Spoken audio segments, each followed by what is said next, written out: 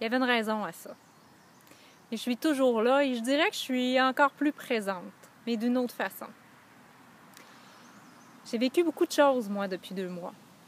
Puis j'avais besoin d'être présente à moi et d'augmenter le volume de mon intensité des soins intensifs, comme je les appelle.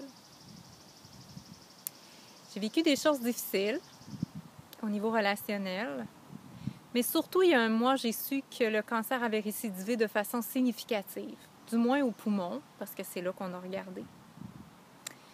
J'ai vraiment pris ça comme un revers sur le coup. Je me suis jugée, je me suis demandé ce que j'avais fait de pas correct, de pas assez, puis j'ai eu le réflexe de partir en peur, comme on dit en bon québécois. Parce que j'avais l'impression d'avoir été debout et forte et de me ramasser couchée et faible et démunie et de ne pas avoir vu d'entre-deux. En tout cas, je ne l'ai pas senti qu'il y avait un entre-deux. Ça a été mon premier réflexe et ça m'a amené dans un raccoin assez sombre. Ça m'a fait douter, ce qui n'est pas nécessairement mauvais. Parce que ça m'a montré des zones que j'avais peut-être pas visitées encore depuis le début de mon aventure. Ça n'a pas été facile, là. Je suis vraiment allée loin là-dedans. J'ai perdu momentanément ma foi, ma confiance en mes capacités, puis mon contact avec ma force, puis mes ressources. Mais ça, c'est humain. La vie, c'est comme ça. Il y a des hauts, il y a des bas. Si c'est descendu aussi vite aussi, je me dis que ça peut remonter aussi vite. J'y crois encore.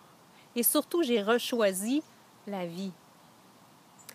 C'est très différent le positionnement intérieur quand on évite de mourir. Avoir peur de perdre le contrôle puis de mourir, là, ça fait faire toutes sortes d'affaires. Surtout, ça goûte pas bon. C'est pire que la douleur mentale, émotionnelle et physique amenée par le cancer. Il y a 3 semaines, j'ai recommencé une médication ciblée à laquelle je ne suis pas allergique, mais qui a beaucoup d'effets secondaires.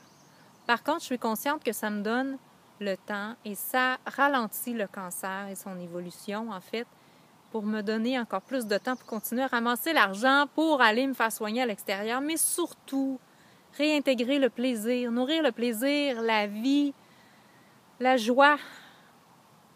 C'est de ça dont j'ai besoin et ça vaut tous les traitements du monde. C'est le traitement le plus important. Puis vous le savez, c'est dans mes croyances. Merci pour ce que vous avez donné jusqu'à maintenant. Je m'en vais en Islande lundi, on est samedi. J'ai toujours voulu voyager. Puis là, ça s'est présenté dans ma vie d'une façon surprenante. Puis je sais que ça va valoir bien des thérapies, en plus des eaux thermales, des aurores boréales et de l'eau minérale. Je m'en vais là avec un ami qui a également un cancer. Donc notre regard est assez intense sur ce qu'on va voir là-bas. Je suis remplie de joie, c'est un beau défi, c'est pas un stress, c'est de l'excitation, c'est très différent.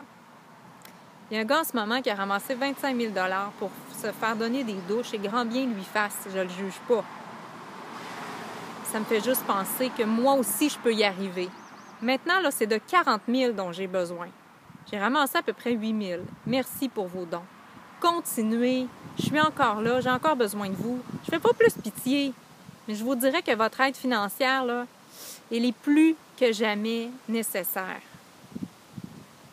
Alors, continuez et je vous en suis reconnaissante. Puis je vous donne des nouvelles de l'Islande, c'est sûr.